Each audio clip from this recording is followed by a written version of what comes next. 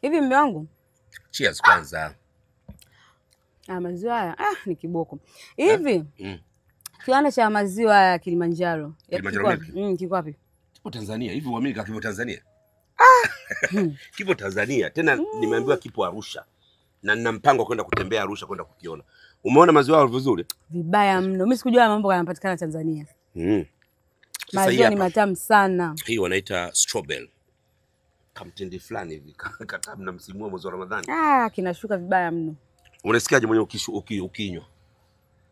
Kwanza yako very smooth. Yaani yanatiririka tu hivi. Sasa nilikwambia tulia, ungeolewa na mkulima ule. Sasa mngekuwa shambani. Ungeolewa na ule mkulima, sasa mpo shambani mnalima. Sasa mbona umekaa kwenye rooftop unakunywa maziwa Kilimanjaro. Cheers. Sema asante Kilimanjaro milk. Asante Kilimanjaro milk. Sema asante Balozi Mwijaku. Asante Balozi Mwijaku. Maki bila mimi usigoyaje haya. Sasa ungekuwa unalima na mtu wako, sasa mngekuwa Mburati huko. Mchele vipi? Mpunga vipi huko? Sasa mngekuwa kwenye rooftop gorofa. Bilioni 1.3 imekufa hapa.